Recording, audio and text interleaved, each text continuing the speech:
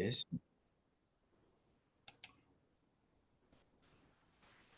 greetings, everyone, and welcome to the Daniels Podcast Show. As said before, I thank you all for tuning in, and it's always a blessing and a privilege to come before you. I have a special designated hitter, a brother that I know who's dear to my heart. We are not only grew up together, but he's a dynamic young black god in our presence. And I'm going to let him run down all the accomplishments and the background of himself. And we're going to speak and we're going to share, we're going to build, and we're going to explain a lot that may be on your mind, not just personally, but of course, when it comes to the world of business. This is a brother that I think have not only an eye for business, but in his field have proven that he have went to extra mile. So again, if you like this podcast show or any podcast show on the Daniels Podcast Show YouTube channel, please subscribe and click like. Otherwise, today is Saturday.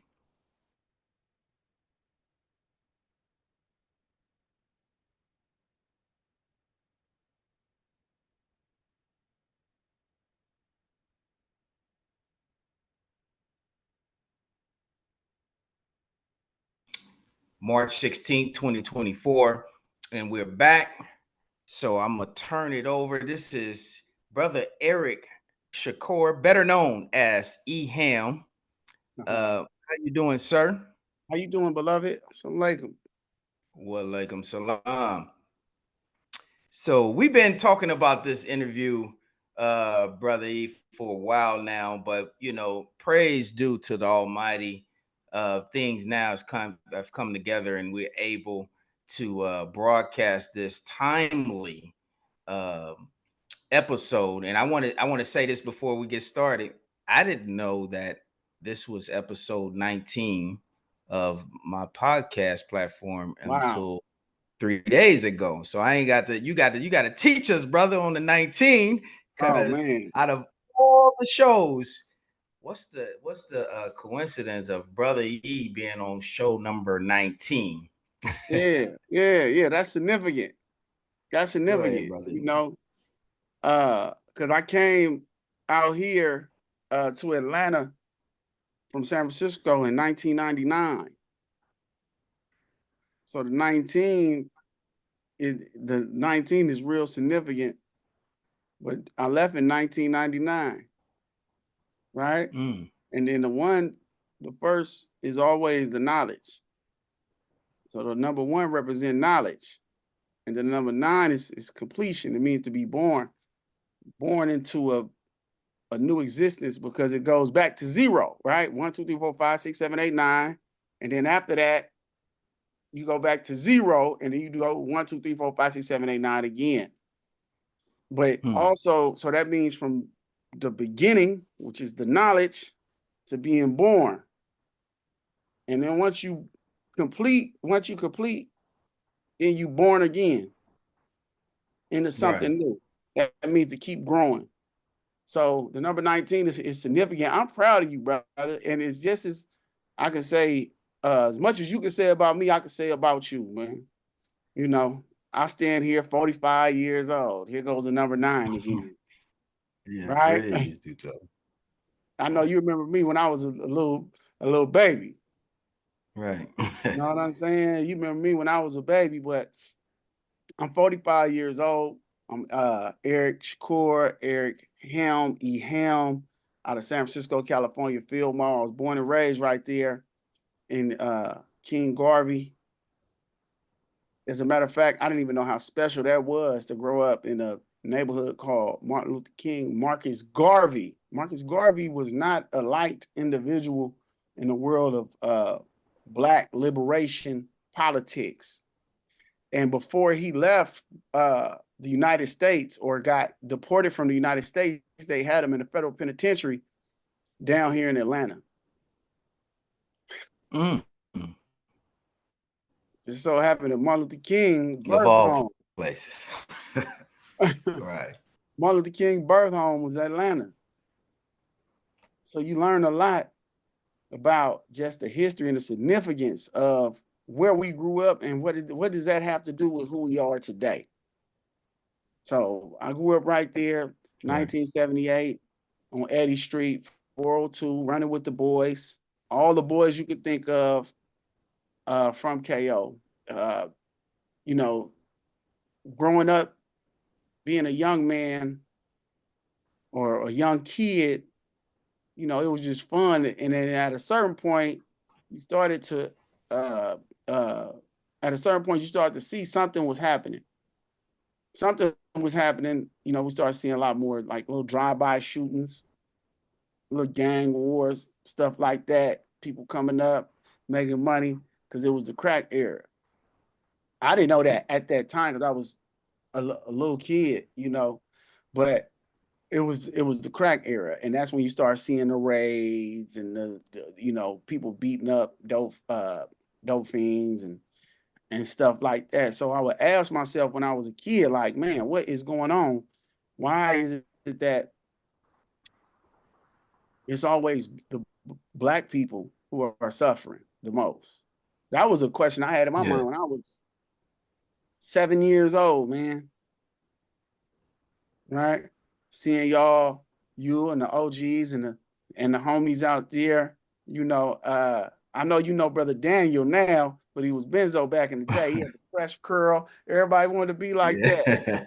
Yeah. Him, my cousins, but everybody wanted to be like that, you know, and that was one of the things that I looked up to. That's the crux, you know, that I come from. The crux that I come from was standing up for yourself, standing up for your block, being about it, you know, and initial, that was my initial introduction to life.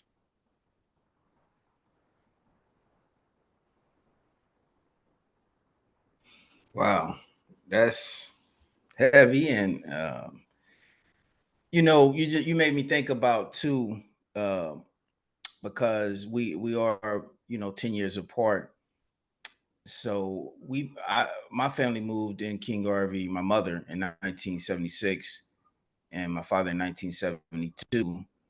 Uh, there's got to be a time where your mother explained to you, you know, life before King Garvey. Share with us a little bit about what, you know, mom's put in your ear about, you know, just the family and y'all moved to, like we all did, coming west and, you know, from the south. And what was that about? Or what did that look like? Okay, yeah, good. That's it. So my grandmother on my mom's side is from Tulsa, Oklahoma. You know, they survived the Tulsa race riots and all that. My grandfather was from Texas. I forgot what city it was, but he came west because we was fighting. They had got into it with some white people in Texas. I think his father or him had got into it with some white people in Texas, knocked him out. And back in them days, if you knocked out a white person, you had to get out of town because they was gonna hang you. So he came west, and that's where he met. I think he started in L.A. and then uh, Up north, yeah. came up to the Bay Area. But before that time, uh, or during that time, he was a boxer, so he was a world championship boxer. He was a Hall of Fame um, boxer. I actually did the induction speech for him when they inducted him into the IBF Hall of Fame. With him, Holyfield, Mm. Jimmy Lennon Jr. Um, it was a bunch of them up there, man. Marvin Hagler, all of them was up there, but they invited they inducted him into the Hall of Fame. That was in 2017, I believe it was. Yep, 2017. But before that, he was the world champion. He was the world middleweight champion. Fun fact about him, there was a boxer named Archie Moore. Archie Moore was like the Floyd Mayweather at that time.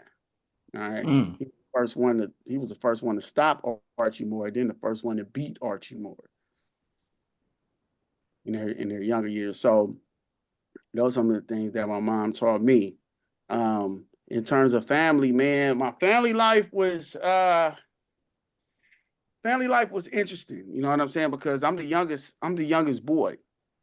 So I got Quince, I Mm-hmm. had Bill, so I had my older sister Yvette.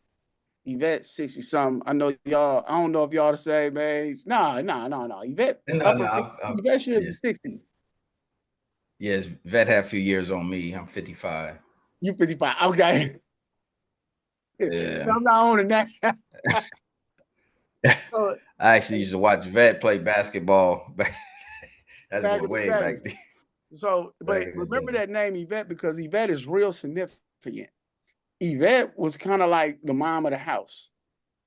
You know what I'm saying? Like Yvette was like the mom of the house back then.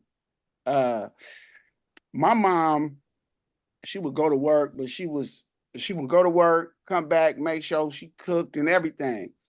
One of the things that I remember most though about being at the house, bruh, was the music, bruh, the food.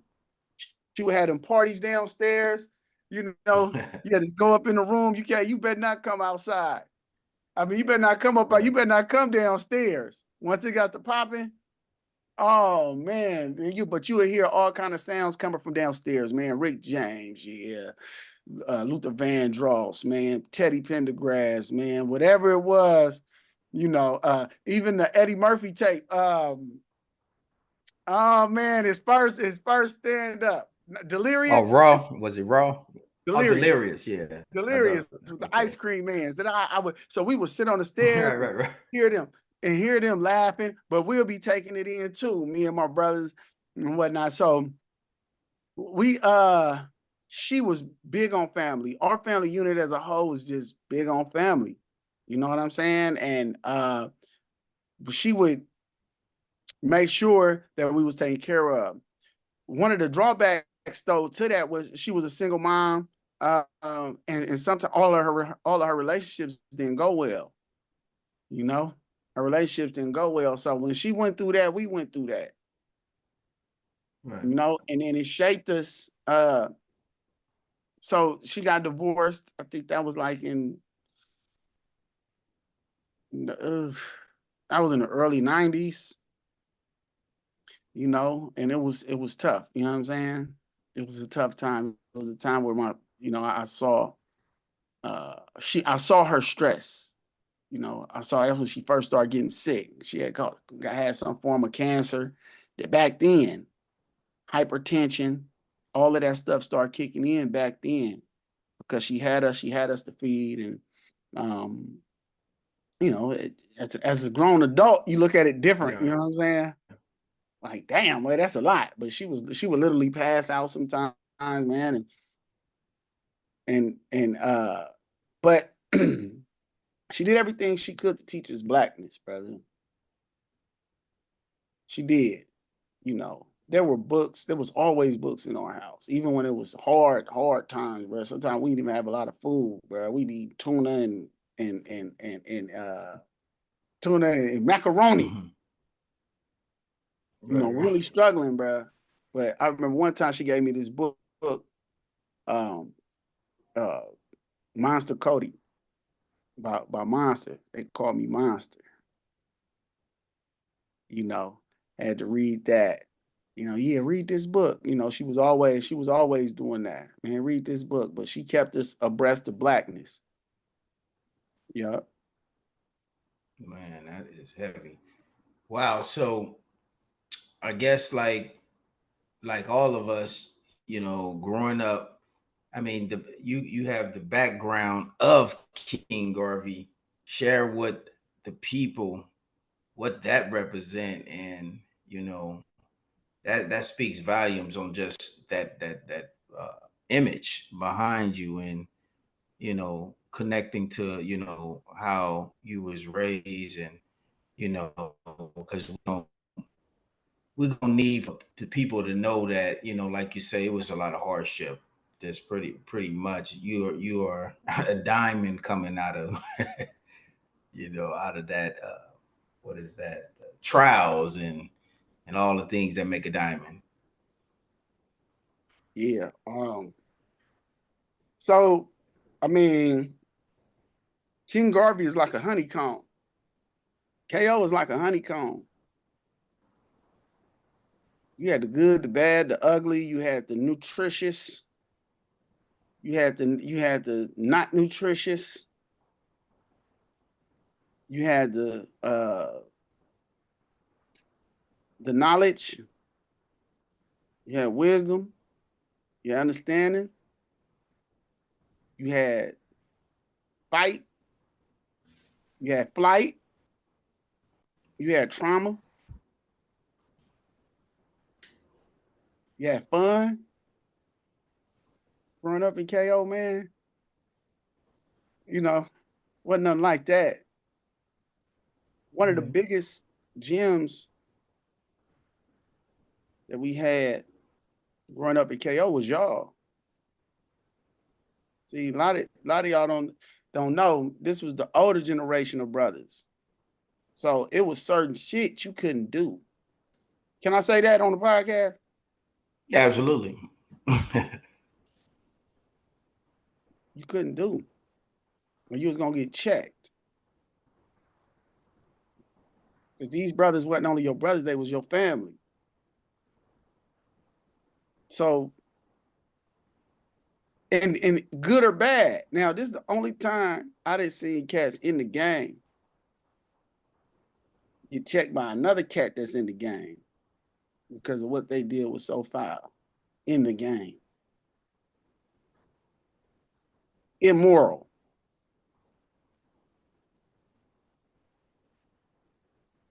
You know what I'm saying? It was fun, man. It was fun. It was love. It was true brotherhood. You know, the first time I seen somebody have an altercation, physical altercation with the police was right in front of my house, man. And I'm talking about a full fight. Like, you ain't coming up in here. They explained to you what a soldier was. Showed you. So we had soldiers, older brothers to look up to that was solid, that would check the younger brothers and keep the younger Right. brothers in line. And then, and then you also had, like you say, the positive things too. Like the Seahawks going to Hamilton, which was 2 blocks Right. away. That's one of the things that makes San Francisco unique. That's one of the things growing up in Fillmore and make it unique is that the park and recreation have a direct connection with the hood. You can't go to no project in San Francisco where it ain't a park somewhere right, like literally right next door where you can go play basketball, run, play football. We used to go outside and play football all day. You know what I'm saying? Yeah, you're making me think about OC Hayward Hey, Playground. Whether you're in Double Rock, you got of course, the park across from Gilman Park, I believe. So you're absolutely right. Lakeview, you got Ocean View Park next to Randolph. Yeah, everywhere you go. Yeah, everywhere you go. that's yeah. That's one of the things that makes San Francisco unique. I remember I looked up at this right by the office at this mural. And I'm like, who's that man? Mhm. And out of all my years, man, I never knew who that man was. The mural, it had to be probably a 15, 20-foot mural. Right there by the office, the center of right where you go pay your rent and you go take care of all the Right. business for your apartment, for your unit. Mhm. And then I remember one day, I forgot who it was, brother said, you know who that is? I'm like, nah, that's Marcus Garvey. I knew about Martin Luther King. I didn't know who Garvey was. as a kid. No, okay, but I Right. guess he's a captain or something because he had on his Black Star Line stuff. You know what I'm saying? Man. But as I grow Yeah. as an Now, older man, now what you saying? It's same for me. I really for years wondered, what not only just Marcus Garvey, the picture caught my eye for many years. And I was like, okay, you got these soldiers around them. You could just see the power, but the reality of us not teaching about Marcus Garvey and teaching more about Dr. Martin Luther King is obvious now that one was more acceptable than the other. But I yeah, always had that question in my mind. And even unfortunately, when we got a renovation done in 2009, they actually painted over the mural. So yeah, that's some of the things that make you be like, wow, with all that knowledge and wisdom just around us, even on the wall as a mural. We was just going about business as usual. yeah. See, but it was playing a part on our subconscious mind. I Right, didn't realize, damn, I think I was out here and we was building, the conversation. I was like, damn, I grew up in Martin Luther King, Marcus Garvey Square. That's like, I didn't grow up in, it was Columbus Gardens. Like it wasn't a Peters Ridge. You know what I'm saying? It right, wasn't right. a David's Plantation. No, you grew up in Martin Luther King, Marcus Garvey, bruh. That's some revolutionary shit. Wow. And that's deep how you say that because you got to literally step out to be able to see that clearly. Because obviously, us who still here, or those who stay local and never move, out of the city state like yourself, we don't realize on how revolutionary that really is in terms of being named after two of the greatest, most powerful black leaders ever. Yeah, That's deep. yeah, yeah. It's amazing the knowledge that we had around us at that time. But you know what? It showed in our spirit too. Right. KO kids Absolutely. was a different set of kids. We were different. Yeah. And when you say that, that's kind of like what fostered the well, I want to say, well, it was blood, but the family feud among us in the neighborhood. Cause see, like, when I was really younger, a lot of people don't know I was heavily influenced by Turkwood.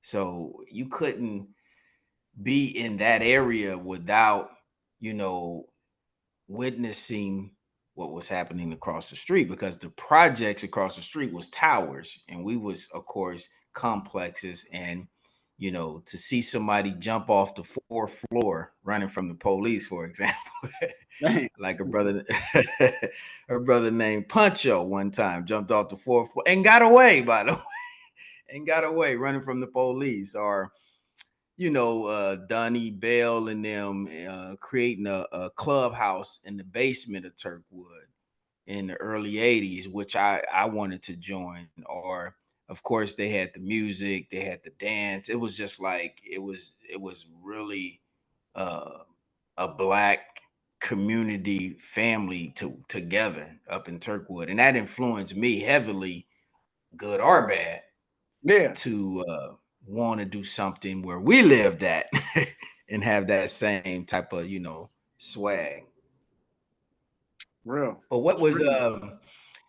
so educational wise? I mean, we all grew up in this neighborhood that we had limited resources. We know poverty and everything. Happened when as you was getting older and you start learning about, like, for example, the Jim Jones People's Temple and what had actually happened to us in the district. How did that make you feel? Did it make you feel more angry or make you feel like, okay, well, I need to get more education and deal with this? How was that working on your mind while just trying to survive? I saw that people's temple burn. I remember we came outside, my mama walked us up the street, right there by Kimber Park, up Steiner. And the fire was raging. But I didn't know. I was the youngest. I didn't really understand what was happening. Now, here is something that I did know, was that there were people, if you talk to them in your community, in Filmo, in KO, there was this weird secret about their people who died.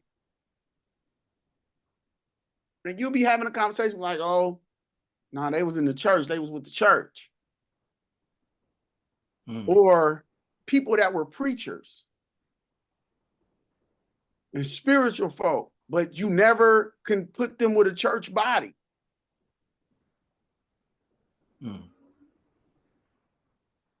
Oh, they was one of the ones, yeah, so-and-so cousin died. The understanding of what really happened wasn't explained to me. I didn't learn that till I got to Atlanta. Oh, wow. One of my most influential educators is a dude named John McQueen. And if a person is listening, I want them to write this down. John McQueen and Walter Rodney. Walter Rodney wrote a book called How Europe Underdeveloped Africa. He was a Guyanian freedom fighter who they assassinated. So I'm working, I'm coming in, I'm building, I'm on my always reading whatnot. John McQueen get caught up in our conversation and take to the young brothers, and now he educating us. But John McQueen was a journalist who went all around the world and understood the world in totality. He taught me how to study governments. John McQueen is a Guyanian black man. So when you see him, he look black, but he actually has a Spanish accent. Right. And he was really, really rambunctious at times. So we were talking about that. He's like, oh yeah, the People's Party. And then I'm reading some more and reading, and I put the two and two together. That Jim Jones when Jim Jones went down to Guyana. He took the people down to Guyana. Right. And that was supposed to be the promised land or whatever. And that's how I started learning more about that while studying world history with John McQueen about what happened in Guyana through Walter Rodney's book, and John McQueen teaching us about the political environment in Guyana. So Jim Jones went to Guyana because, one, it was somewhere that was slightly unstable. It was controlled by the Spanish, right? And it was somewhere where he can just slip in South America, where he could slip in. He ain't got to go over the water. That's one of the hardest things to do. It's always been one of the hardest things to do in the world, is go across the Atlantic Ocean. It took him down into Guyana, and that's where everything happened. That's where, he got into it with the federal agents. The feds actually came down there to try to arrest Jim Jones. Then it turns into a shootout where his soldiers start shooting out with the feds or with the Americans and whatnot, and it just went haywire from there. Yeah. In that he had a lot of the people in that ensuing standoff, a lot of our people committed suicide. They said drink the Kool-Aid, but I personally believe his understanding of the Bible was off. I believe he was on the right track. But I what I didn't know was how many black people from our neighborhood went with him. How many other parents? So that was the secret conversation that Right. they died with Jim Jones down in Guyana.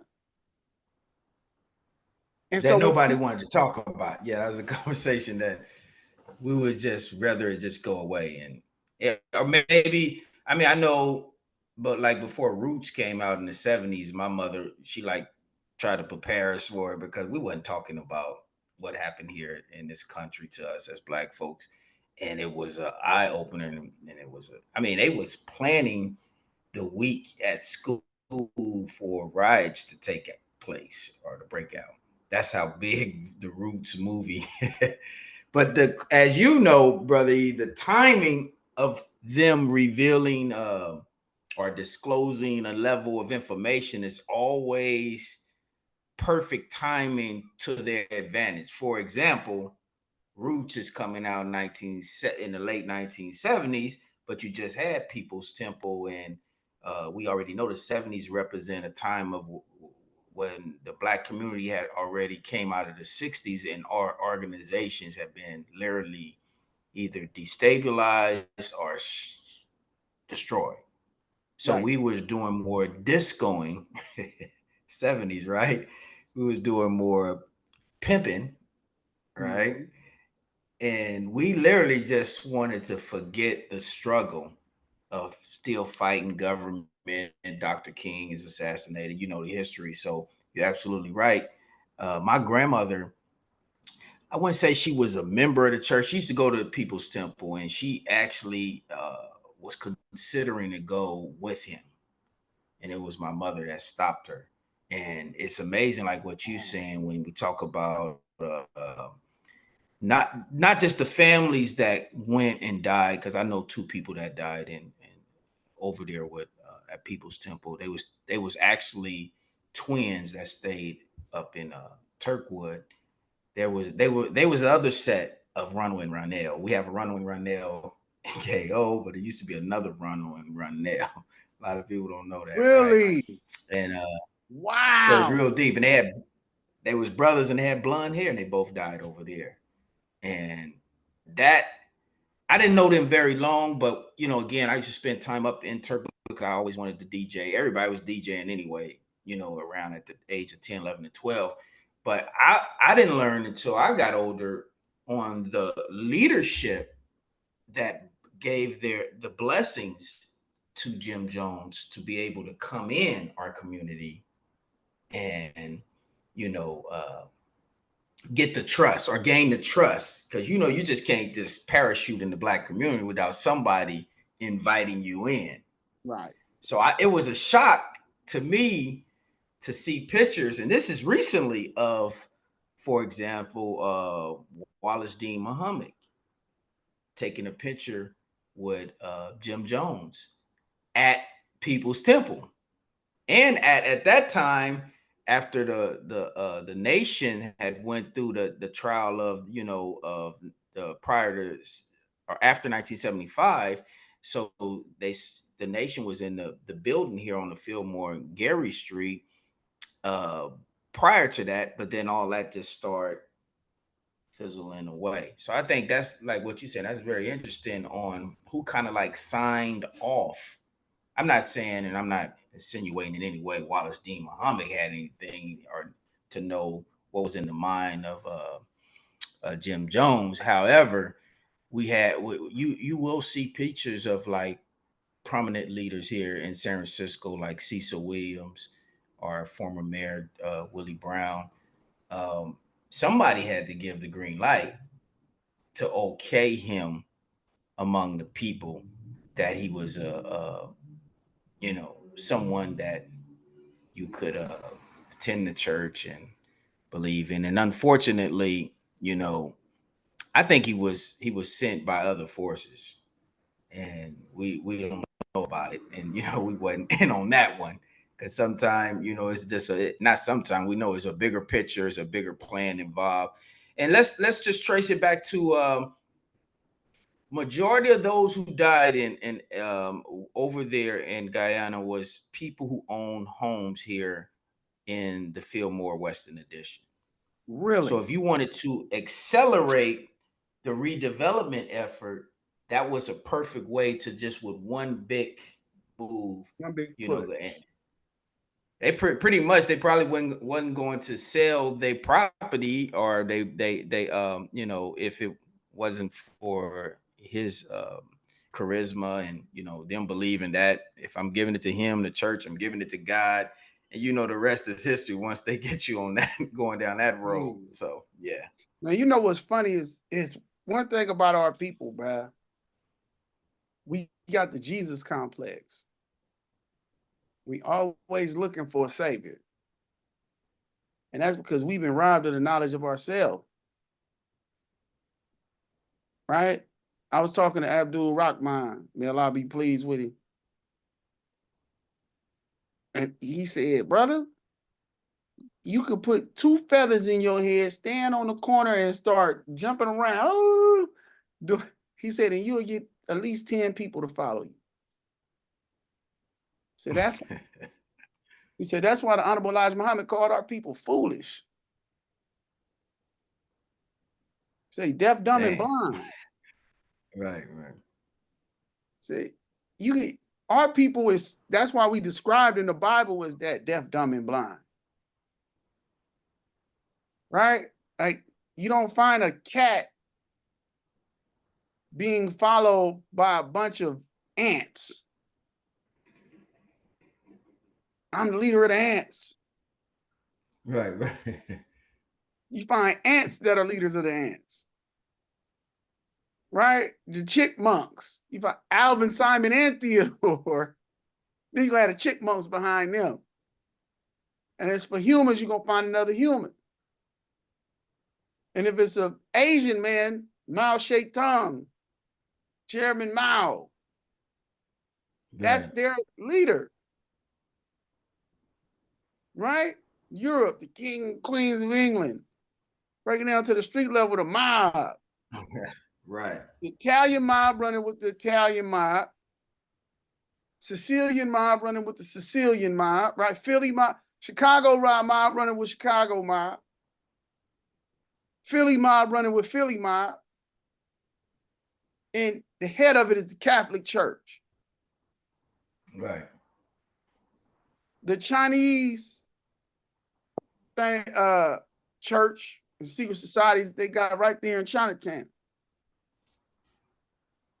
are being head by Chinese people. As a matter of fact, the head of their district is Chinese, I believe. Oh yeah, the districts. Yeah. Mm-hmm. But here we are, a bunch of we the ants being led by a cat. No, the black man got to lead the black man. The black man got to lead the black community. See, but that come from our trauma being here in America, mentally abused and suffering. Robbed who we are, bro. Robbed of any form of humanity. So that these type of things happen. And we able to get taken, oh man, we want the real estate, we want the okay, man, boom, bring him in because we personality worship. We got the Jesus complex. All you got to do is have a personality and some what you say, be able to persuade. And we believe it's the gospel. Art of persuasion. Come on, man. Well, what motivated you the most, Brother E, to so you know we had this thing where you know people may move, of course, to Oakland, they may move, you know, to Sacramento, but they're not going too far. It's not many of us who grew up in this area that say, you know what, I'm going to Atlanta or New York. I mean, I know it's probably some that we just don't know about or we haven't talked to in a while. But what motivated you? I know education. You was a great athlete. You know, at Galileo, your name is spoken of very highly among the class of you know athletes here in San Francisco, And I would think around that time is when you probably was thinking abroad or bigger. But what was your real motivation to say, you know what, I'm going to Atlanta. I'm gonna stick with this plan, and I'm just a phone call away, but I'm going to Atlanta, and I'm gonna, put my stakes there. I'm gonna deal with the root of it. All right. Back in 1992, 91, 92, brother came. I was walking down the street. I see a brother with a paper and a pie and a suit on. His brother is FOI. And I ain't like the FOI. I don't even know why, but he was trying to sell my mom a paper. I'm like, bro, don't be talking to my mama, bro.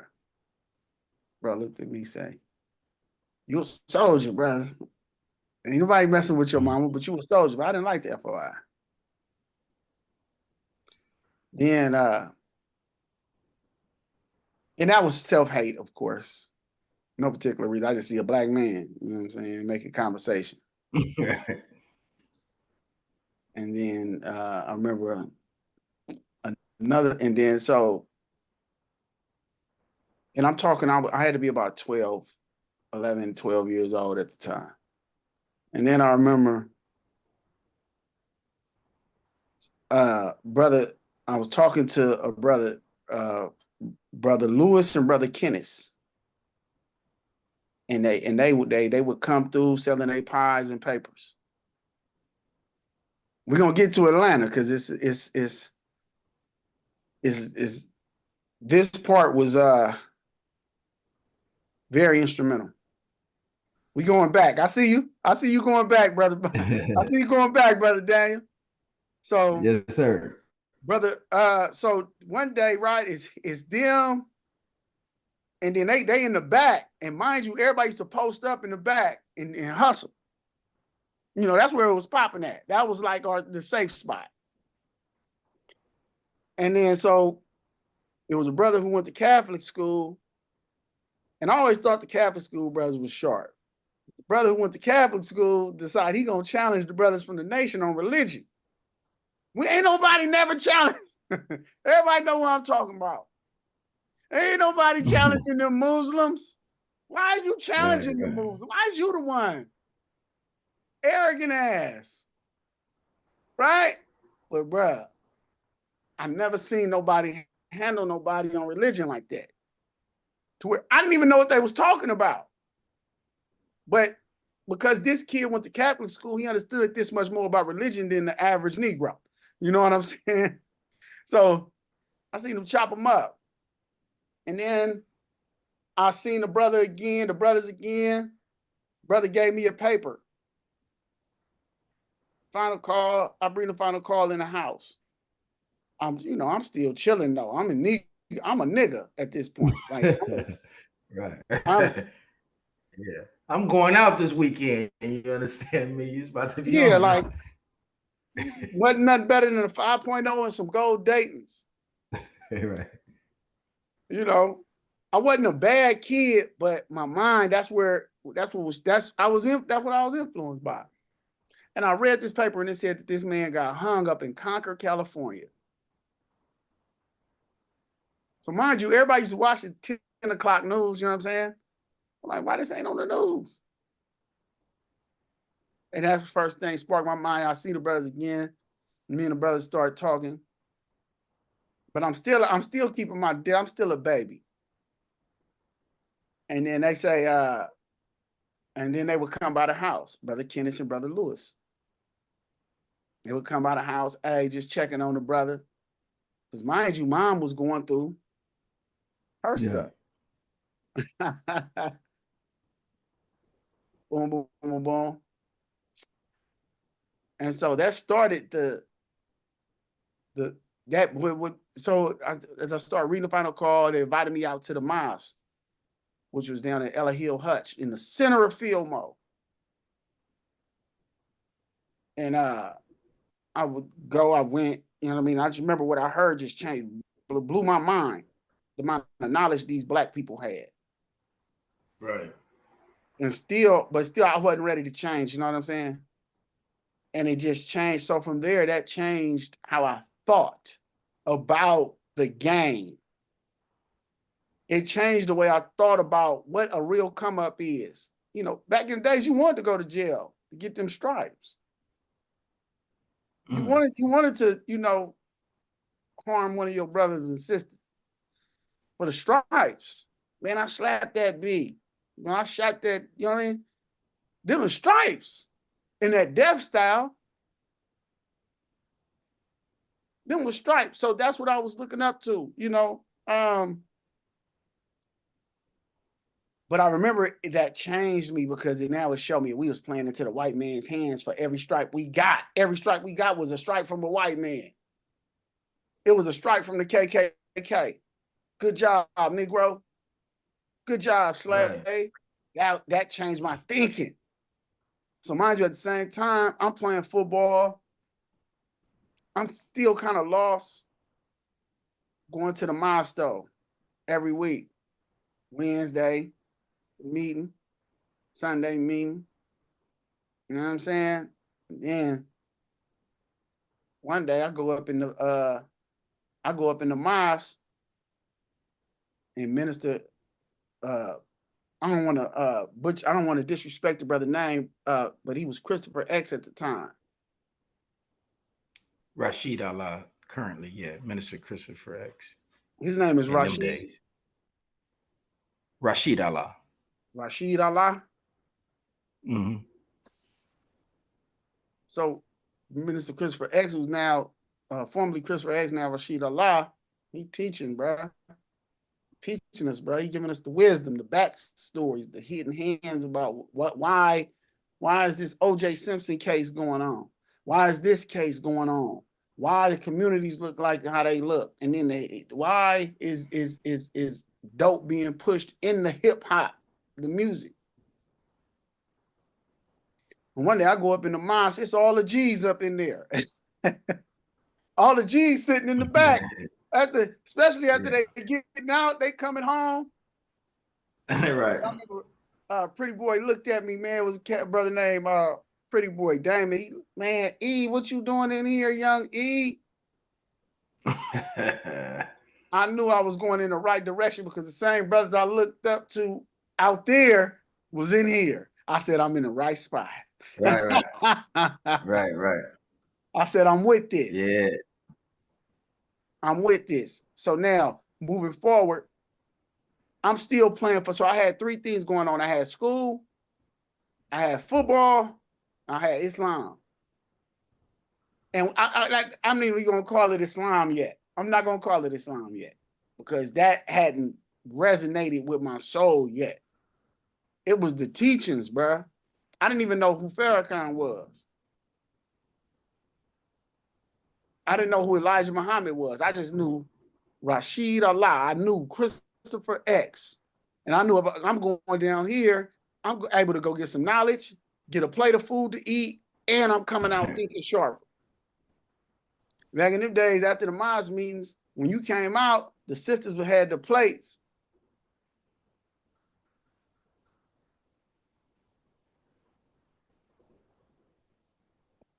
I ain't ate.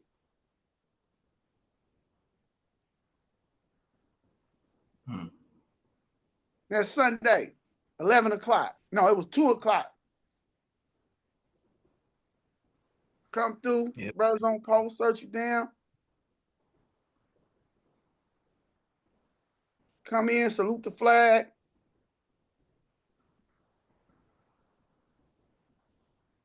I didn't know that this was something that I was going to be a part of, something that would resonate on my soul this way and change my mind. When I say change it, not like, hey, we're going to do a 180. No, like change my thinking. So I'm playing football. I'm killing it on the football field, you know, athletically. I got a love for my people that's undying. I got to get through this school thing. Me and school wasn't really getting along. Right. But football was the only thing that kept me in school. And, you know, when you're playing football, you meet different coaches. It was a coach named Greg, Coach Greg over there. man, we had to do a part 2 to this, definitely. But Coach Greg was training my mind.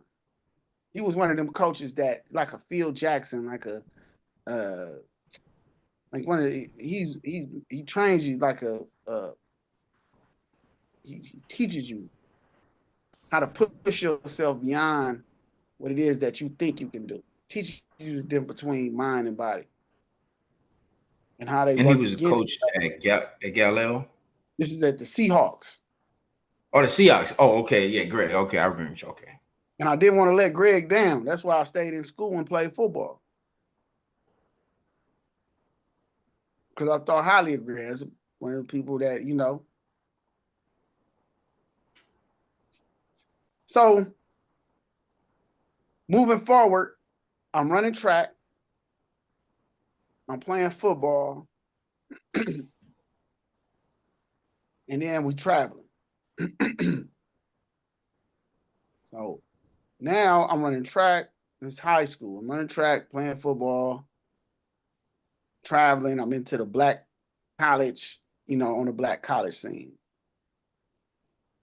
So we were going on college tours. Now, mind you, like you said, brothers from the block ain't going that far. Not back then. Not back then, bro. We was in Eugene, Oregon. We was in Los Angeles. We was in Washington, D.C. We was in Tennessee. My first time leaving California, I was in New Orleans, Louisiana. That was my first time realizing what you see in the background ain't bad. You blessed if you live in that. When I went to New Orleans, man, I said, man, the Desire Projects, the Calliope, and you go over in Algiers, you see them projects over there, bro. I was said, man, I don't know. I was shocked that people lived in those housing projects. Like, yeah, people live in them. Like, what you tripping off of? I'm like, I came back and seen Turkwood. That was before they tore down Turkwood. Turkwood and OC? No, they already tore down. I saw OC. I said, damn, them look good. Turkwood look good compared. What? But I was traveling all over the United States. And then the beautiful women. Tell you something. Don't nothing motivate a man like a woman. Right. Every place I named got an ample amount of beautiful women. Beyond what you could conceive of as beauty. The black woman. So I'm rolling down. We done went to DC, Tennessee. We just stopped in South Carolina, North Carolina. We in I do this for about 2-3 years straight before I graduate from high school. This is before I graduate from high school. We already traveling all the way across the country. Meeting people, making friends, you know. And so from high school, from Galileo, I go to City College, which football, you know, football started to slow down for me. Football was the first thing broke my heart.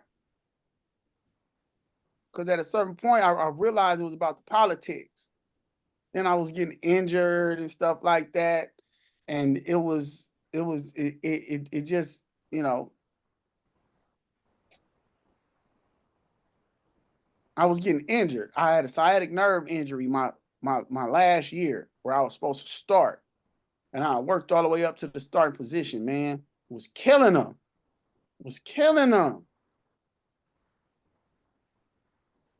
I was a very physical running back, you know, and then through all of that pounding and grinding and, you know, and working out and lifting weights and, you know, playing with the best athletes in the country, man. Day in, day out, banging. I get a sciatic nerve injury, didn't know what it was, and it just demoralized me. It took the life of football out of me. It just took the spirit out of me, bro. Like I lost the love for it. at that time. I don't talk to a lot of people about that. So I got a scholarship though to go to school in Salina, Kansas. And I always say this was one of my biggest regrets. I got a scholarship to go play at Division III. It was a Division III school in Kansas. So even though I was hurting everything, think about that. I still got a scholarship. And at that time, I was lost. I was lost mentally. I was heartbroken, depressed. You know, I was seeing my friends play D1 ball that I was killing. I was killing them. I'm watching But them they play. playing D1 ball. Yeah. I'm watching them play on Saturdays. Wow. Yeah. So I was like, man, am I gonna go play football, man? Like, I said, I got some partners in Atlanta. Cause fuck it, I'm going to Atlanta. Because I knew if I stayed home,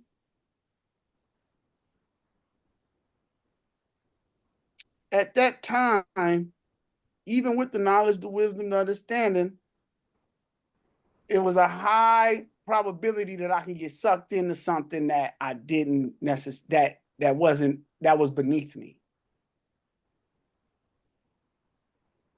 So going back wasn't an option. I think between that time when I was in junior college, I don't know how many of our, I mean, the street was getting wiped out. It was real beef.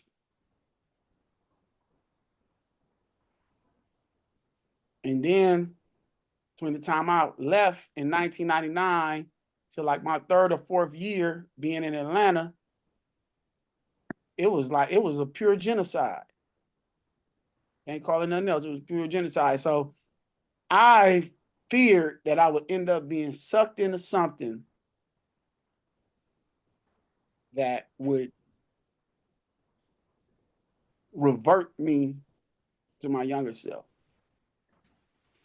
Wow. Yeah, it's deep. And timing again, um, after the Million Man March, clearly, like you just said, 1999, towards the end of the 90s, there was more black on black young men killing each other. And I think 1999, we lost the rapper. No, maybe that was year 2000. The rapper C from RBL. It's New Year's And it Day. happened on New Year's, New Year's New Day, Year's and New Year's Eve. Yeah, right. And it just seemed like from that point on, it was like every other day. Just it was crazy. It was crazy. And I can see now why, yeah, that decision had to be made for yourself. Uh, for me, I mean, I think I was so laser beam focused on trying to show another way out because, like you, I had been inspired and I could see that what we had done in the 80s had laid the foundation for everything that happened in the 90s and then, of course, the 2000s. But so when now you in Atlanta, obviously, there's a lot of consciousness in Atlanta, and there's a lot of other things happening in Atlanta. Some people was calling it the gay black Mecca, right? So you had different uh, cultural things happen among us. I know there's, a lot of organizations, a lot of great thinkers down there, and then definitely, like they always say, you'll see black people in the professional world. What? How did you maneuver and start? How did you get into the real estate Oh while you man. was there? There was a dude named Danny Brown. Danny Brown, he was up in North Carolina. We all used to work together at FedEx. Right? At this time, I'm kicking it. I'm still recovering. I'm a recovering ex-football player. I'm at FedEx, working, whatever. That was my job. And but I used to read all the time. I still read all the time. You know what I mean? I'm at FedEx. I come in. I have my newspaper. Probably have a final call or something. Or a regular newspaper or a book, and where everybody was in the break room playing dominoes, cards, and partying. I would sit down and be reading. And then, of course, I just talk to people, come across people, whatever. So one day I ended up meeting Danny Brown and then a dude named Frankie Thompson. Frankie Thompson was the number one industrial builder in South Georgia. So Macon, Georgia, Savannah, Georgia, all of that, he got all that on lock. So when somebody needs like a stadium or something built or like a big, tall building, he'll just truck in the piping, industrial piping. And that was his business. And it was major. And he worked at FedEx with us. That cat was so ill, he put 100% of his money in his 401k. He didn't even take the check. He just put 100% of his money in his 401k. He had Danny Brown. So we all sitting down talking, me, him, and there was another dude named Brother Eric. And Eric had actually gave me a book about real estate.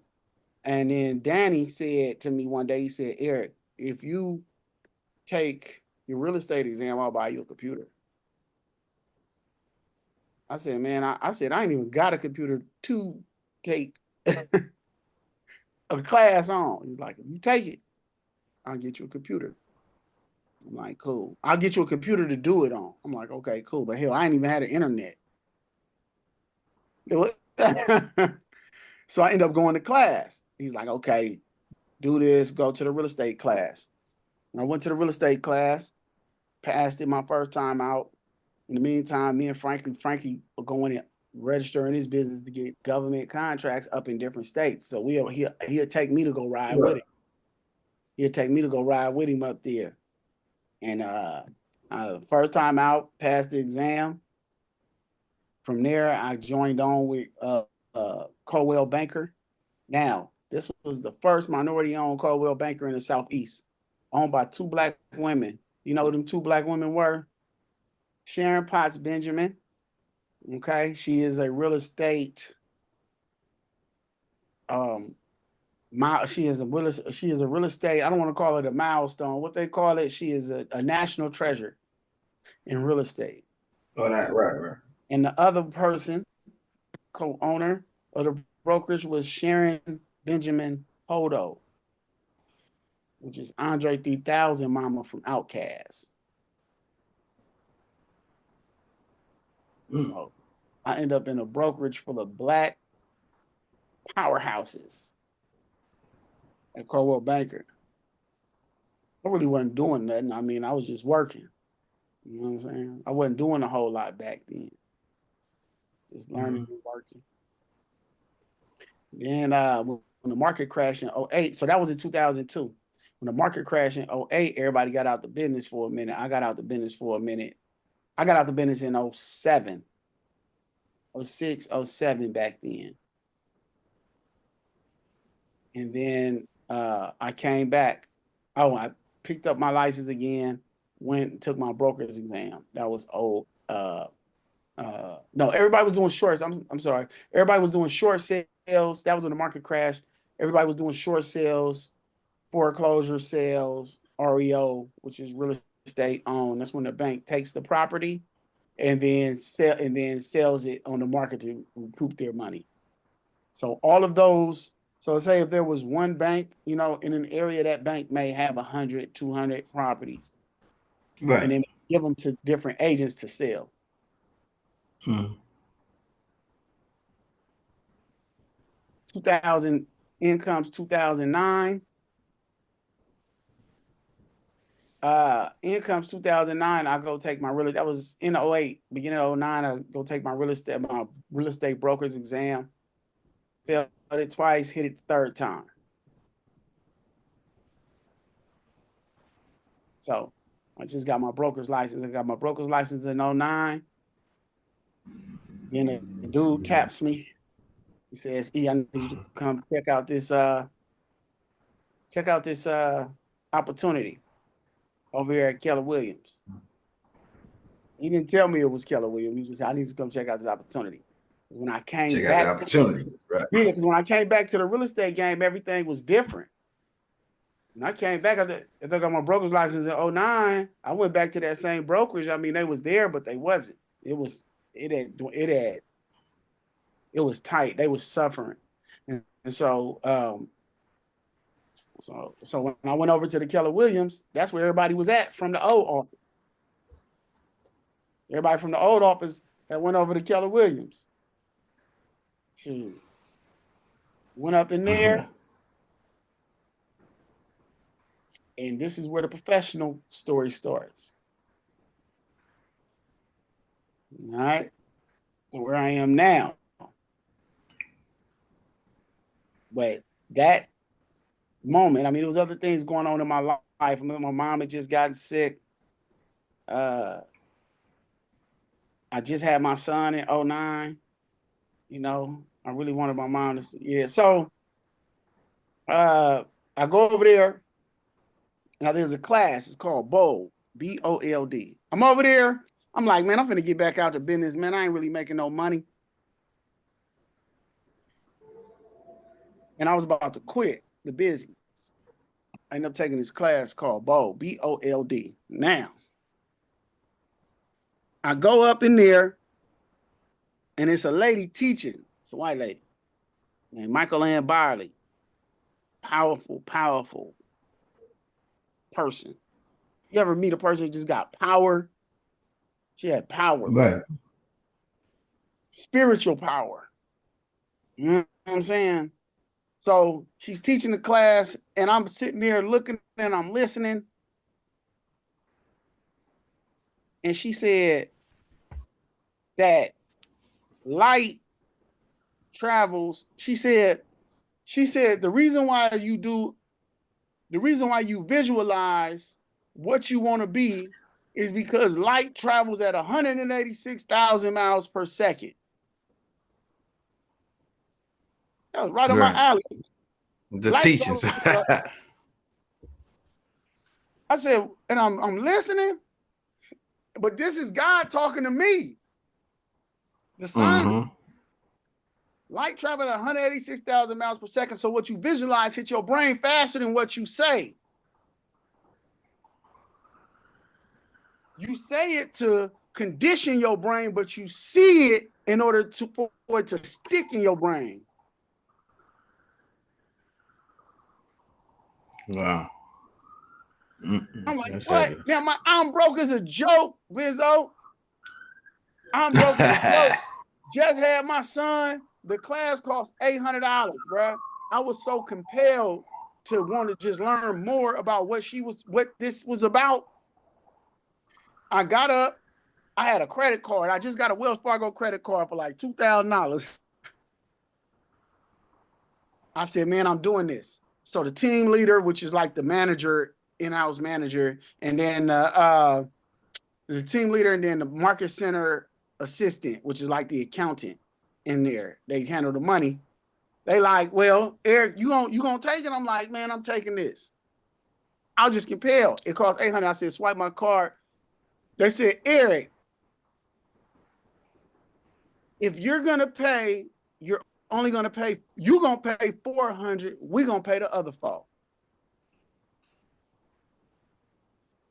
I said, confirmation. Okay, cool. I get in, I take the class. It's the most mind-blowing experience that I probably have ever had. I made more than that $800 back during that 8 weeks.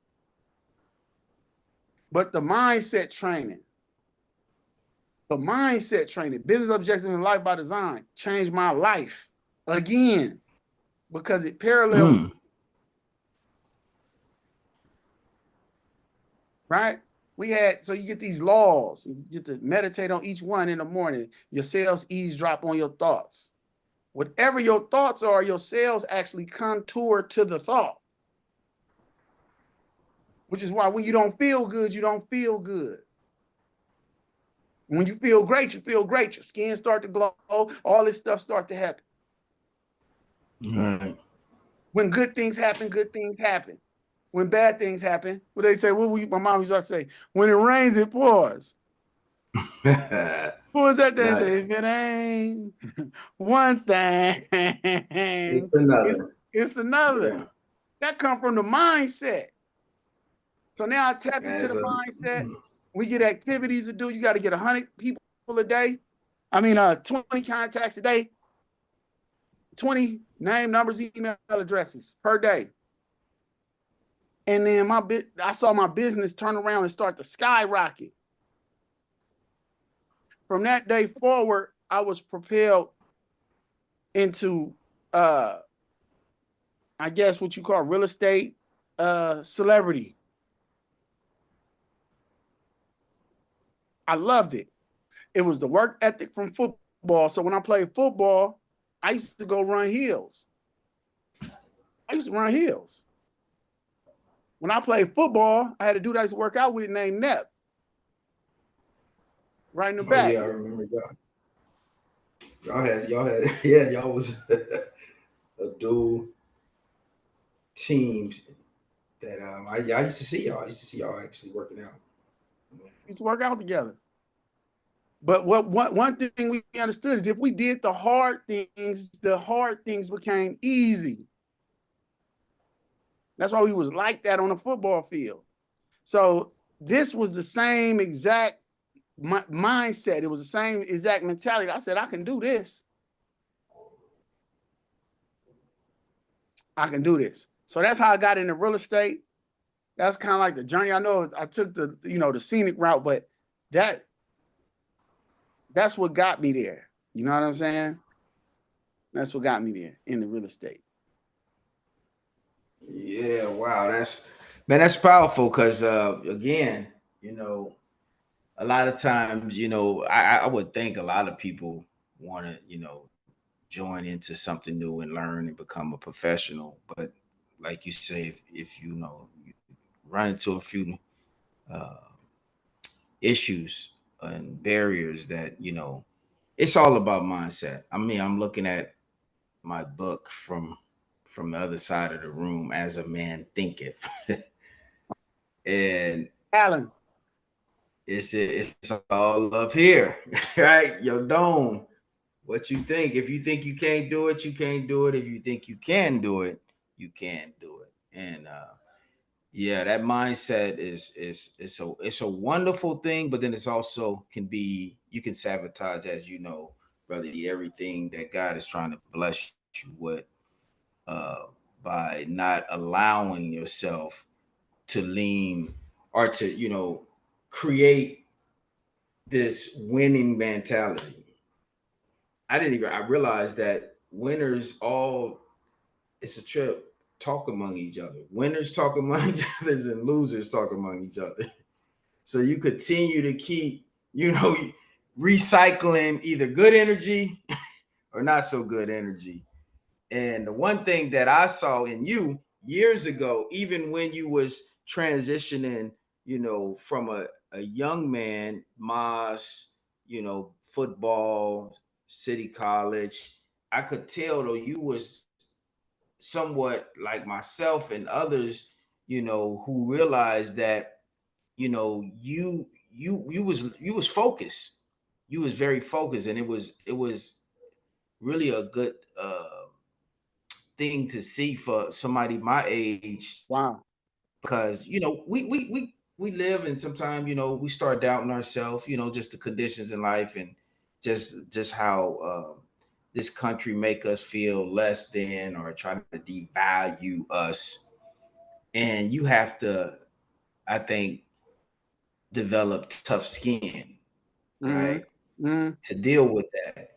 Now I know I don't know what years that was. You can explain it, but I know you at one time you had came out here to the city. You was talking about the 5%ers, Mhm. right?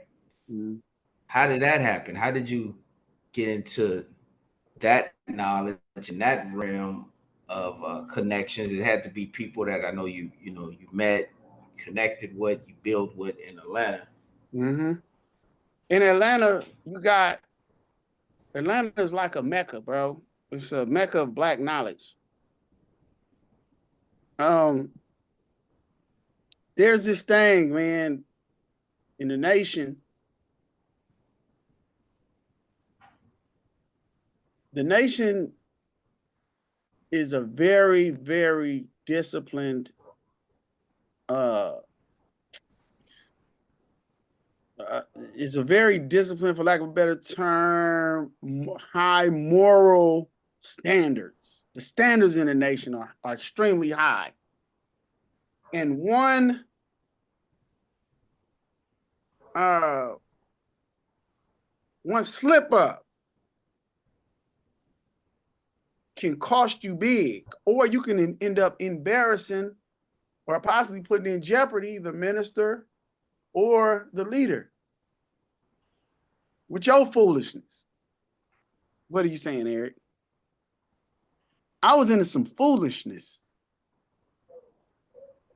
There was about a 5-year period where I just partied, drank, smoked weed, lost my damn mind. But I also wanted to be able to, also had a love for the knowledge. So I ended up, I mean, I wasn't like no wino or nothing, you know what I'm saying? I was partying. I was a young man partying shit. I was a young man experiencing life. Right. I went from I went from 0 to 1 out there, male to Right. female ratio, female to male to 12 to 1 out here.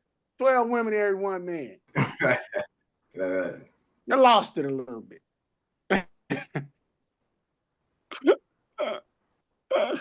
But I remember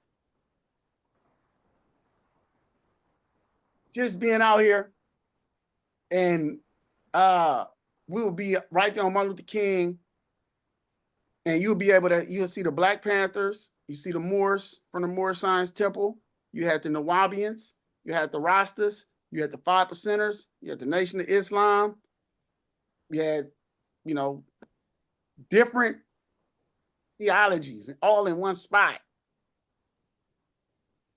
And so the brothers that was on they Islam, who represented the Honorable Elijah Muhammad, we was all in one spot. We was either at Khan's Books and Video, which was the Nation of Islam bookstore, or we was at the barbershop, which was owned by the 5%ers.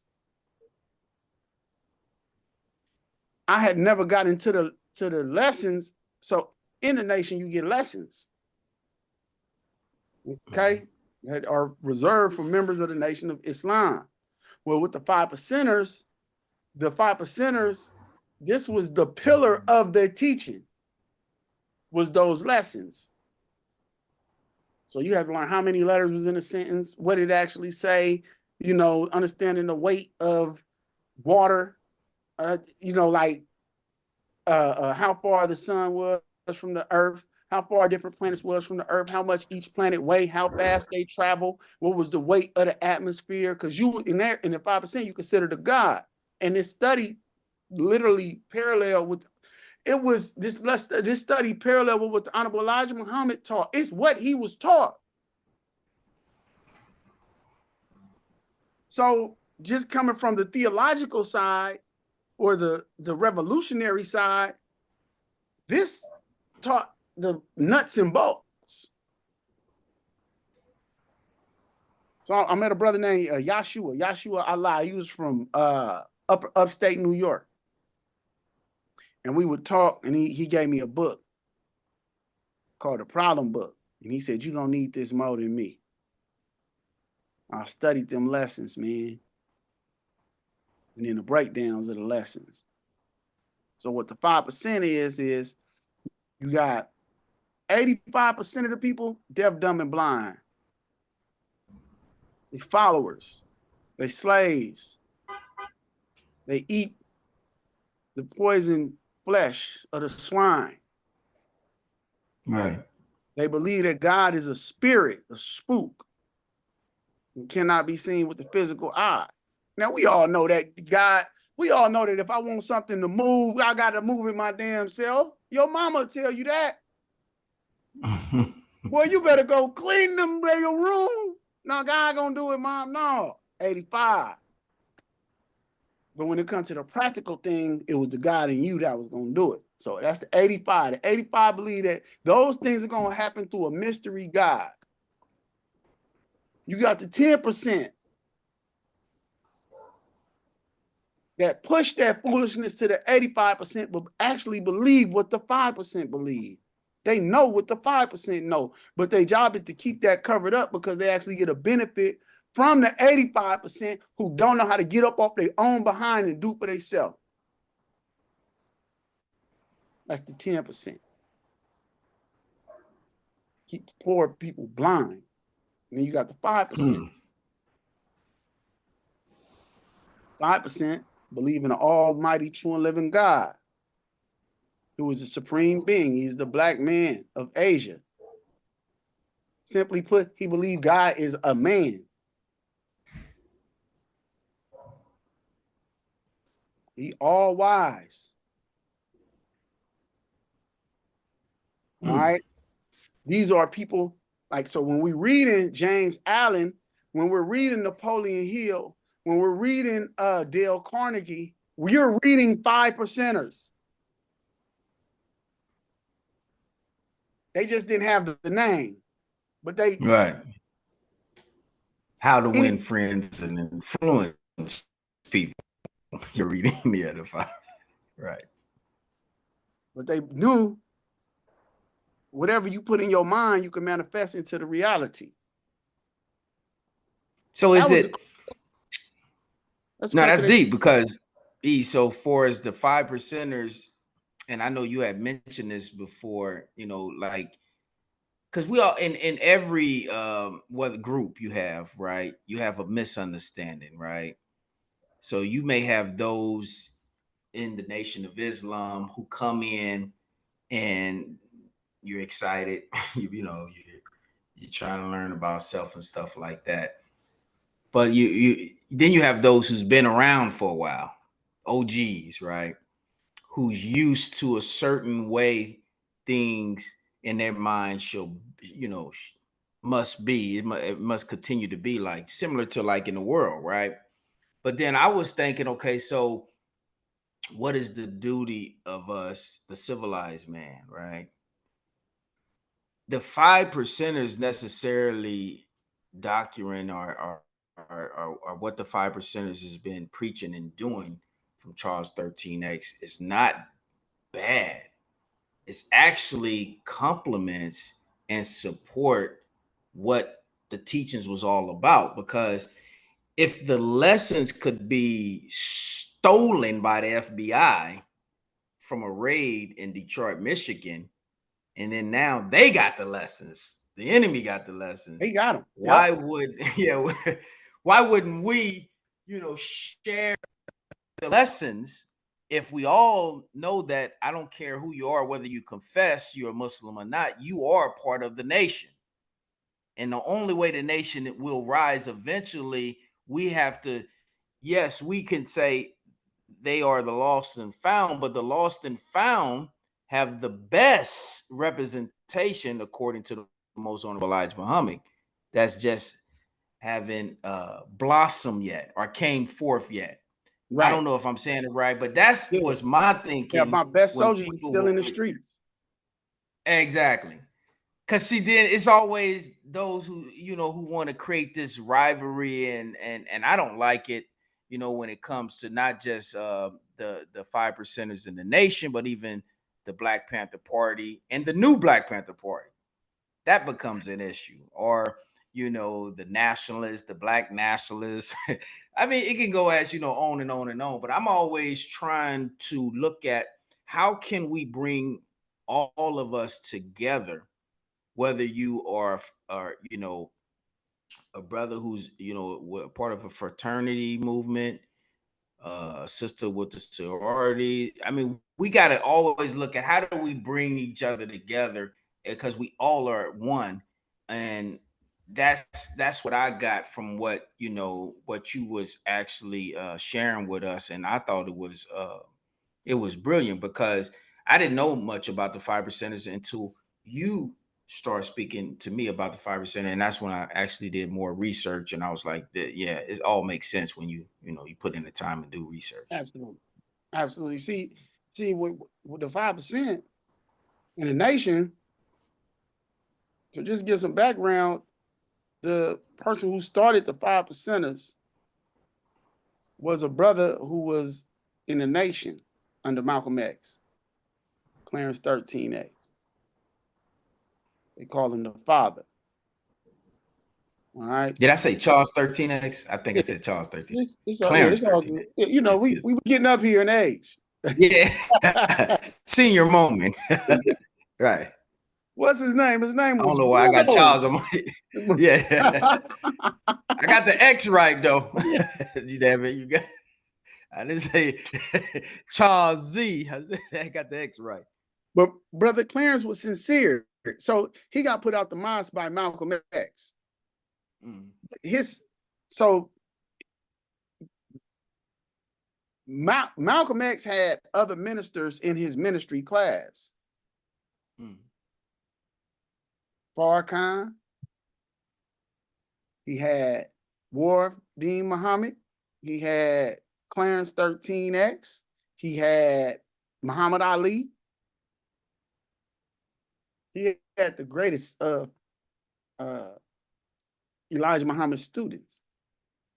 Clarence 13X's thing was the science. He pulled from the root in the science of what the Honorable Elijah Muhammad taught, and that was his thing. Well, Farrakhan's was the dietary law.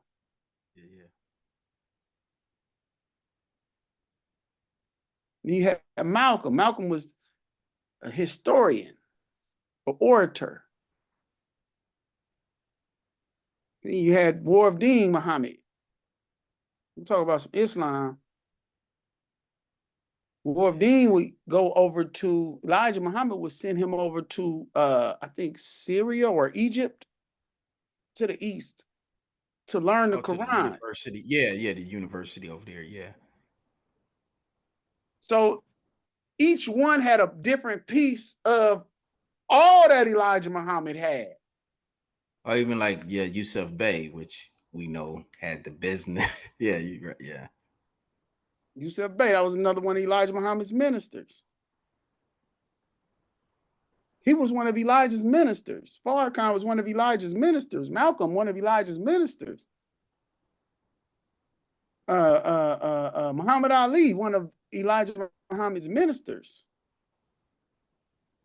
So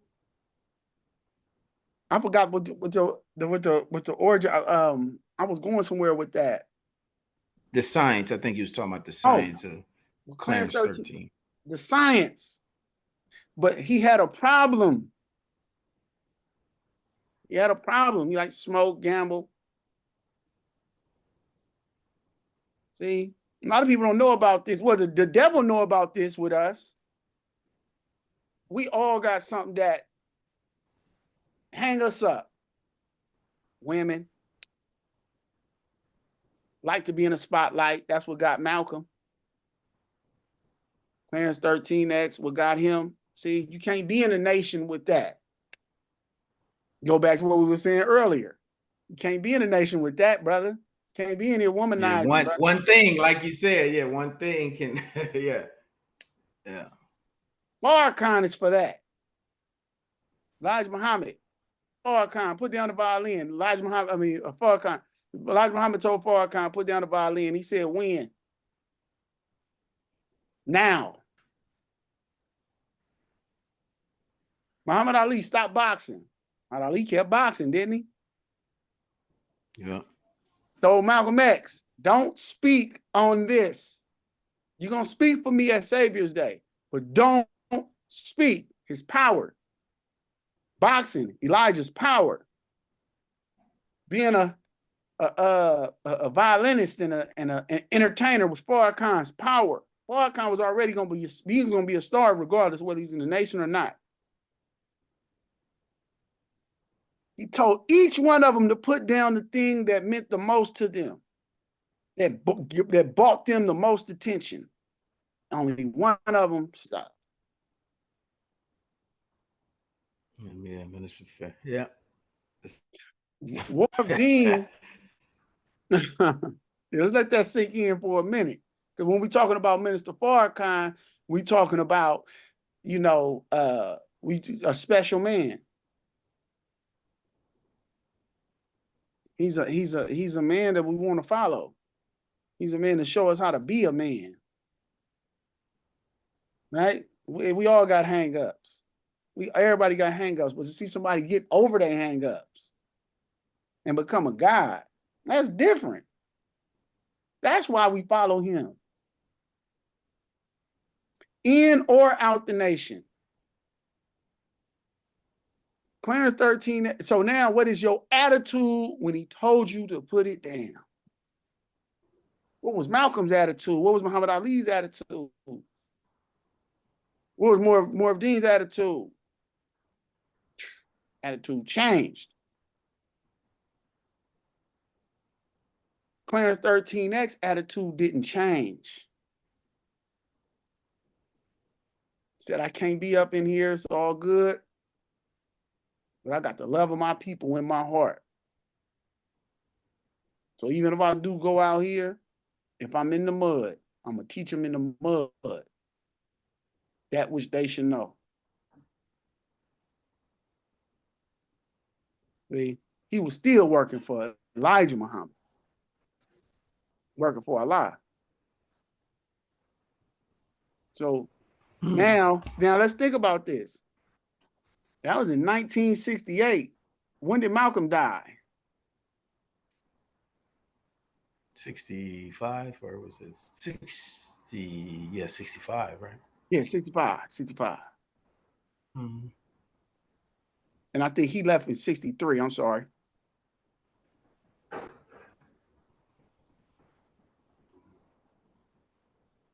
So the nation fell.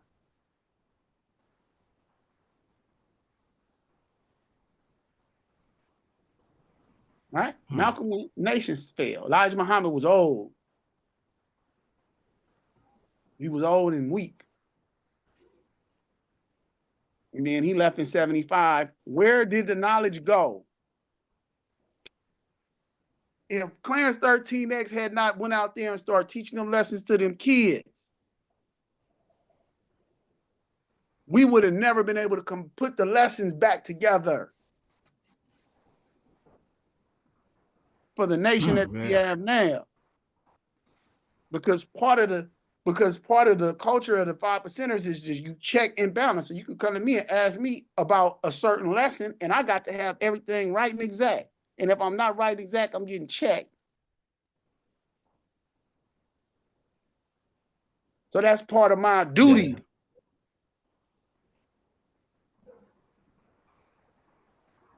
Clarence 13X set that up. So his contribution to the lives of these Black men and women cannot be taken lightly. And here we are now with a billion-dollar industry, a multi-billion-dollar industry called hip hop, which came out of how we used to rap the lessons to one another. That's part of how you memorize. That's where it comes from, right? Where it come from. So the 5%ers, we all 5%ers. Nation of Islam and the Nation of Gods and Earth is what they call it now.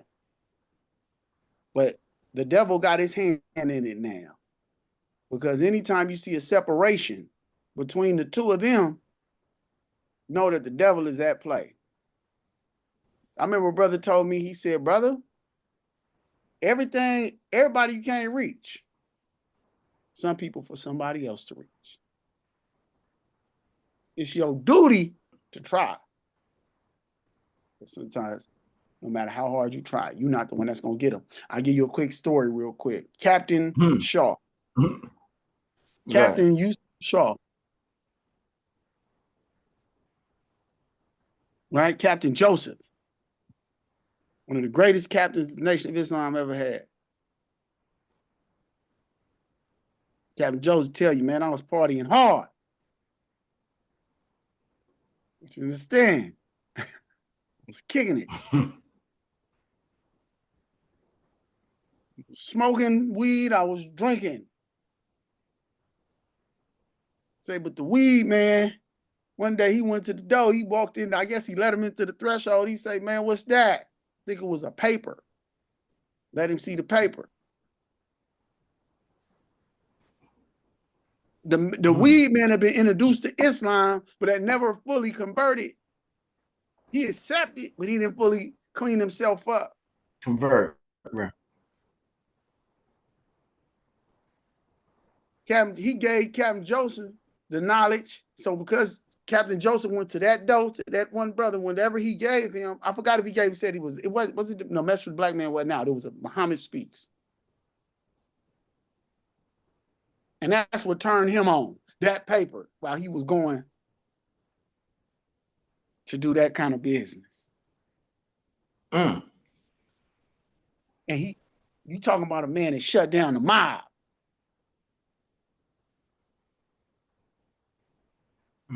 Mob stole one of Elijah Muhammad's truck. Captain Joseph called the mob. Man, Elijah Muhammad truck better be here. Well, you got Muhammad truck. You got one of our trucks. Oh, we do. We'll have it back in the morning. He said, no, you're going to have it back in 20 minutes. Captain Joseph. That's the history. Wow.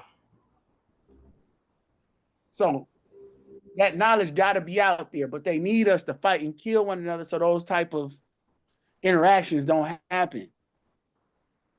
They need us to talk bad about War of Dean Muhammad. They need us to talk bad about 5%ers. They need us to talk bad about Floyd. They need us to talk bad about one another. So those, going right back to it now, when I was a young man growing up in KO, the OGs will pull your coattail. We got to already have beef. We already have beef. I ain't listening to you, nigga. They need that. In order for them to win, but for us to win, we got to respect one another. And the 5%ers, whether you're in a 5%, whether you're in a nation, or whatever, that's bringing that knowledge, wisdom, and understanding, you know, we got to have some congruency. Absolutely. Wow. Yeah, it's definitely, you know, a hidden hand.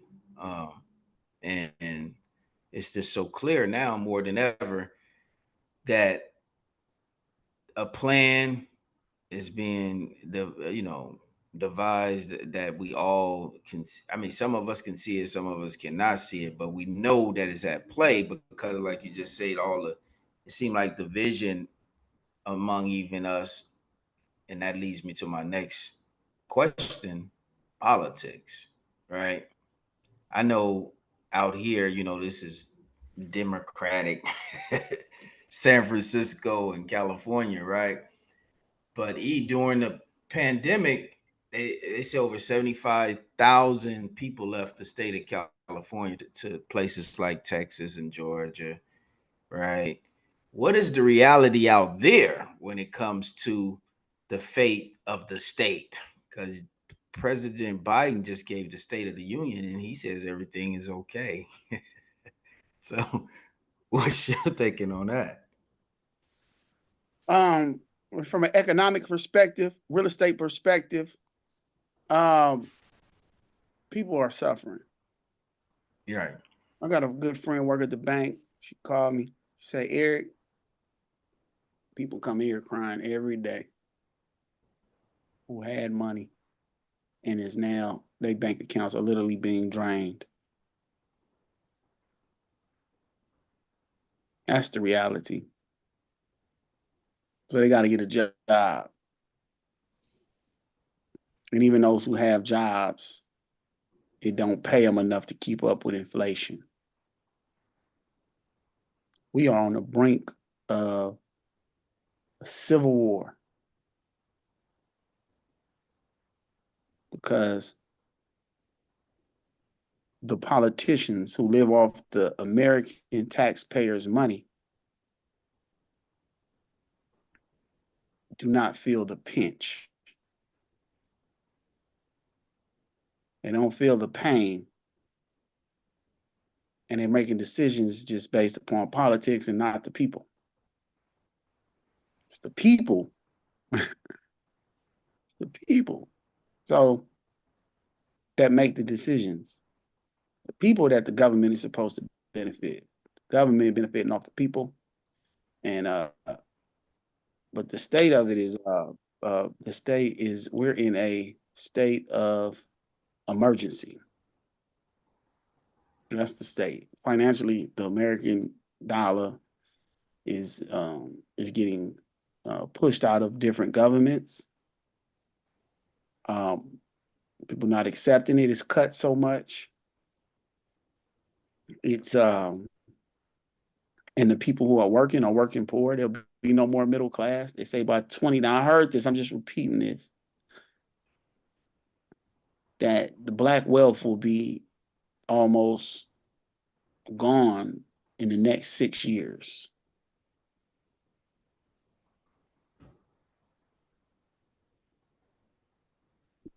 California has lost the people.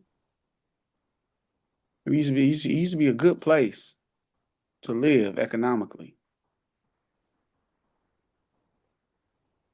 But the left has gone too far left. Too far left. I get it. Right? You're liberal. You want rights for everybody. But poverty is the enemy. The rich man ain't your enemy.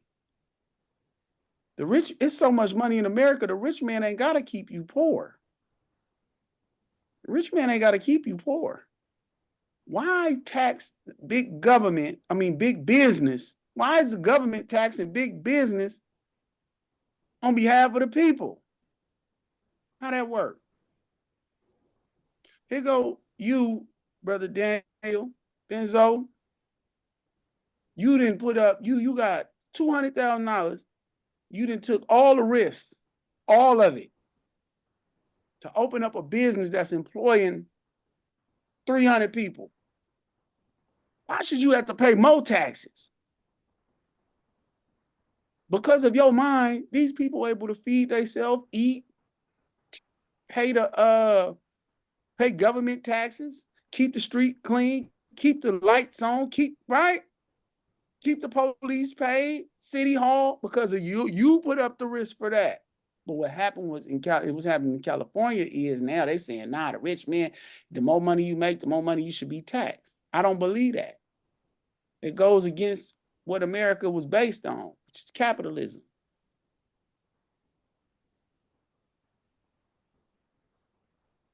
It goes against it. So the more you make, the more you take. So now that means that, forget it. I just get up and go to Texas. Now, how y'all gonna eat? And now you got a mass migration because California is looking a mess because they didn't mess with the people who were giving them the most benefit. Big business. You look at these headquarters, Tesla, Microsoft, Airbnb, all these. I mean, the tech, it's cool. But now even that's getting overregulated. Overregulated.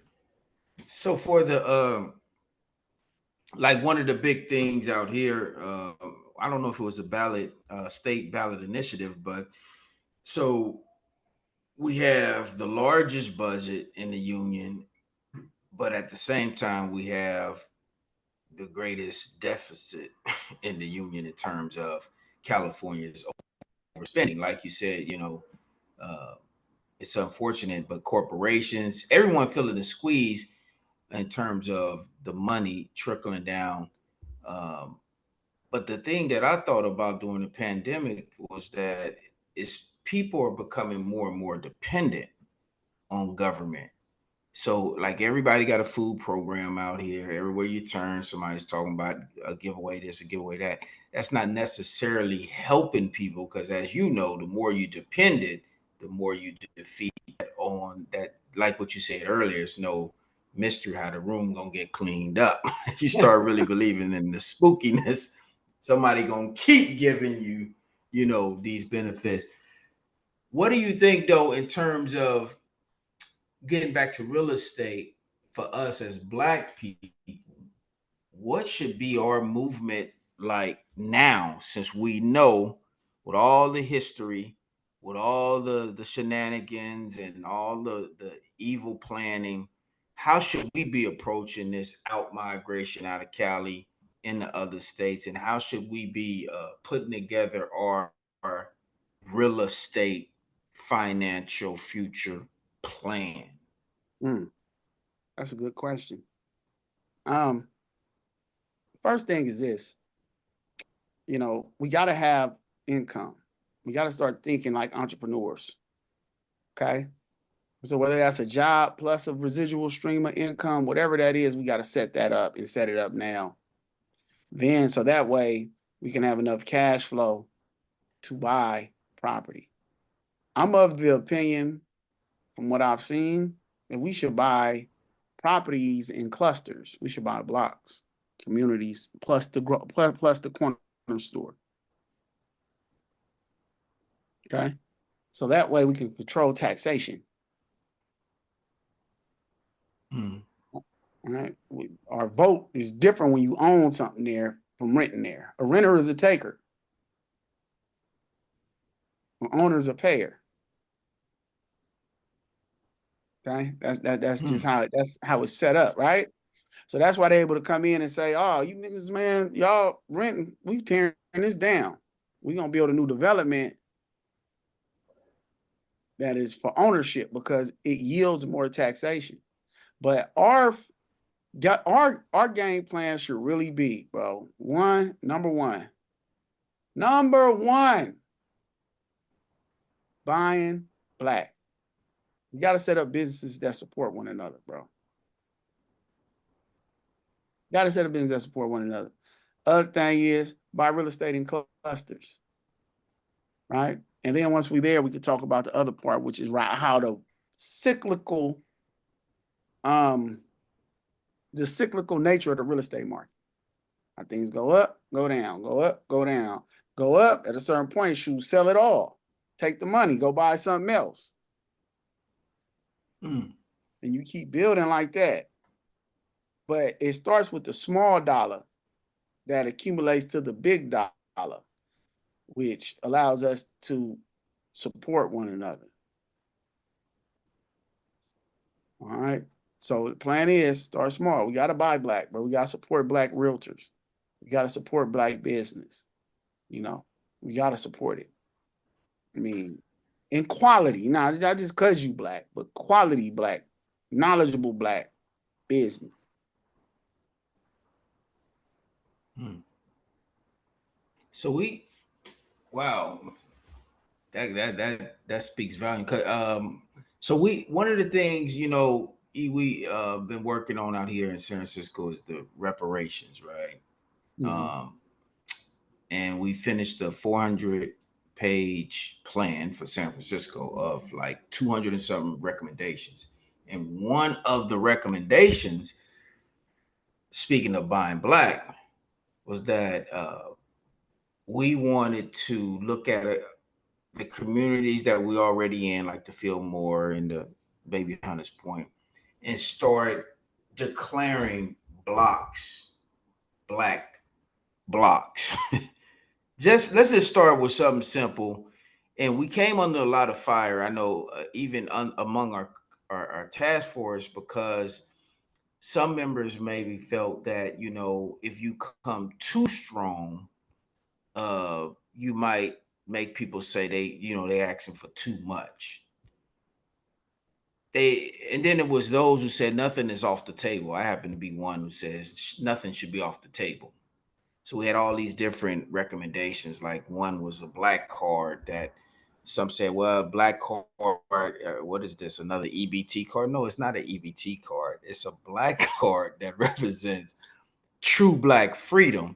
It was a card that actually connect all the resources that currently exist and pay for the past harms that we have experienced here in San Francisco. Because one of the things we was tasked with was to identify harms within the city and county of San Francisco versus slavery itself. But what do you think when we're now considering what you said earlier, the politics, the state of the union, um, being on the brink of civil war, us as black people, if reparations is just not going to happen, how do we and this might be well, I might already know the answer to this, but how do we get our people to see that it's in our best interest to buy black, to buy quality or create quality products, infrastructure, and allow our people to see that, you know, we're not here to rob you. This is going to actually help generate, you know, up mobility economically for us if we just start now and just do something, as Mesty Moore would say, do something. Man, that's a good question. For that question, that's a heck of a question.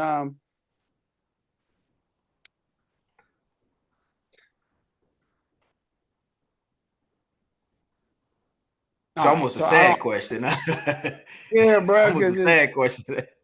that work is the work that we are.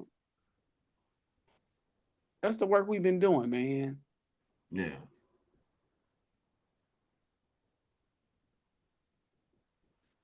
We know what it is. I'm in a black city and we don't spend money with black. All right. Mm. The work is the knowledge itself to wake our people up.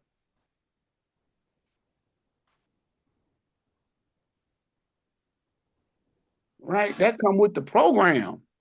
You going back to the 5%, how we grew up, King Garvey, all that. That come with the program. Yeah. The do for self. But we got to realize who self is. That gotta be taught. We need more temples. We need more of these kind of conversations happening in the public. You know, we need the understanding of why. We need exposure. For instance, one of the benefits that I have when I talk about politics is being from San Francisco. Go right over into Chinatown. Mm. Go right over into Chinatown and go open your black ass a business if you want to. See how that work out for you. They have their own ecosystem. We have to adopt that same ecosystem, it's just simply a natural way of life. It's unnatural the way we operate now. It's unnatural for our heart not to take in the blood that's in the body and pump it back through your veins, right? Oxygen rich, you're right, because you're getting air, Right. you're getting nutrients. The heart, the stomach break all that down, and then the heart pump it back through the body so the body can benefit. One of our ventricles is going outside to another person's body and it's not circulating back to us. We got to get that ecosystem down, man. But also the importance of it. The importance of it. We believe that white folks' sugar is sweeter. I got a Birkin bag, girl. I got red bottoms, girl. Oh man, I got the Benz, I got the whoop, I got the this, and and that's here we go. That's a sign. For us. That's a sign of some type of accomplishment that we able to go buy somebody else's stuff. Man, whoo, it's deep. You said I just saw a sister post something on Facebook. Love this sister, but she was like, I got a North Face jacket. I'm like, in 2024, are we still talking like that?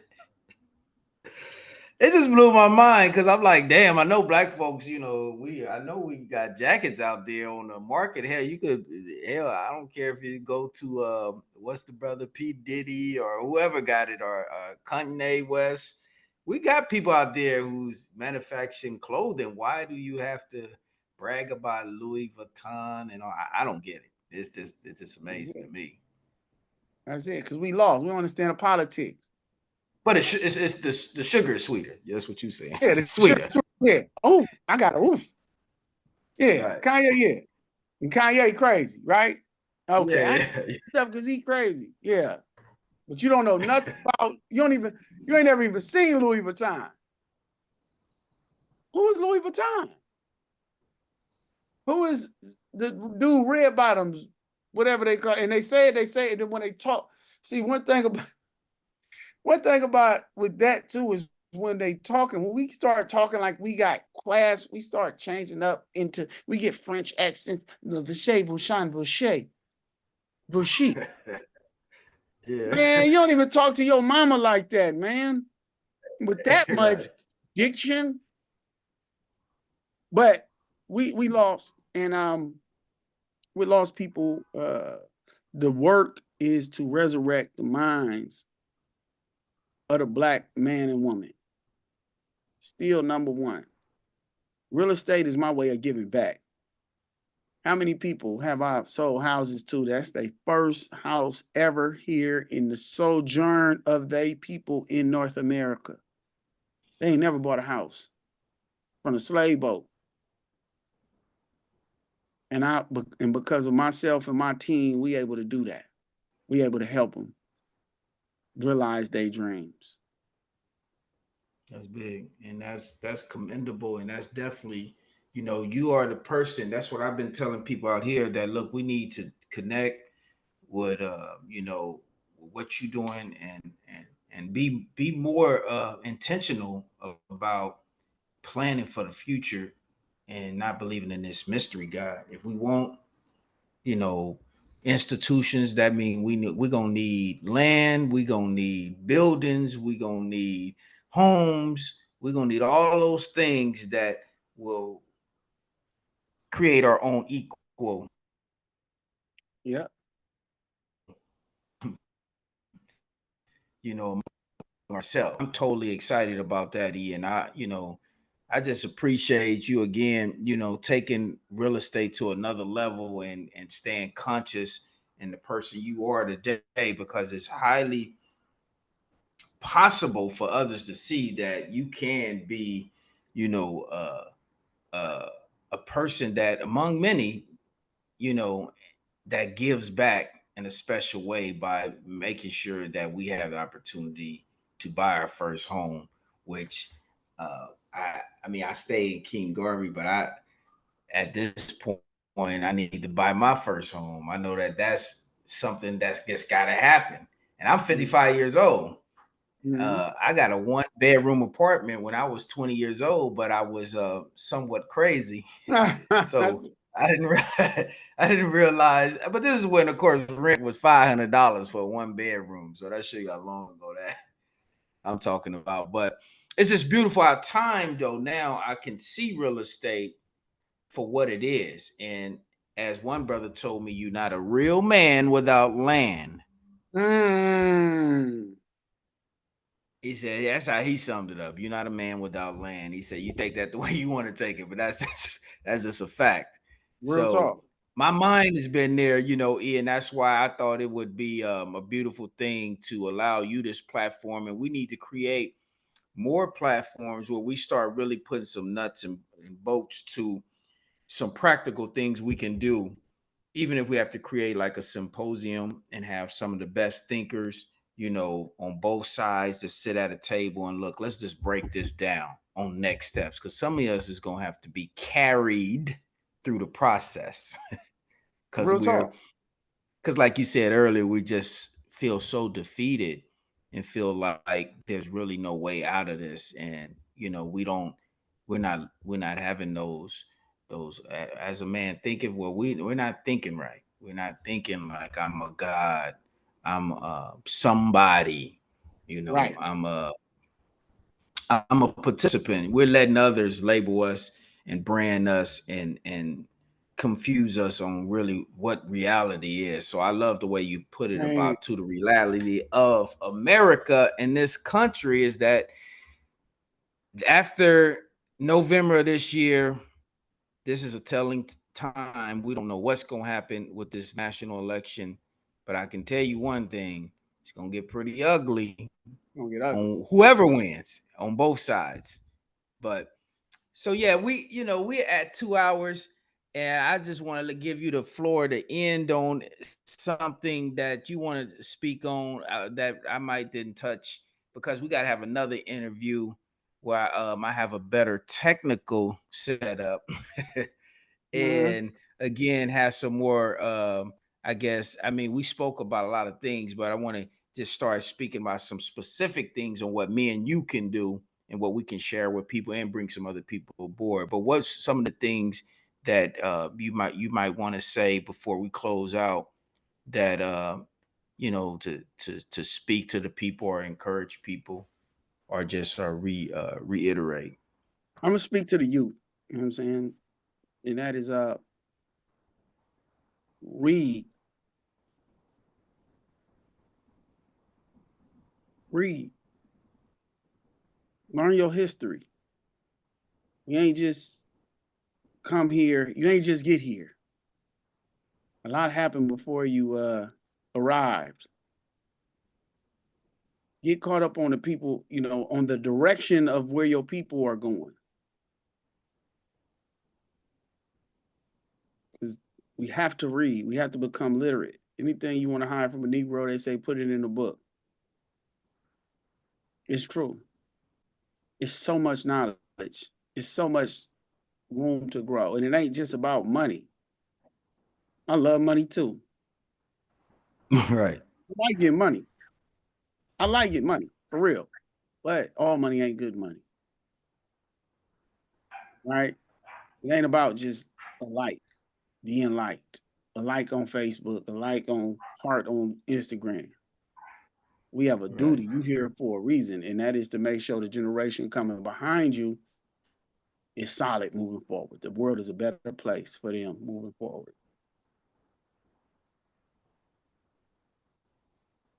To the Muslims, we got to unite, and we got to do what the messenger said to do. Right now, we stagnant,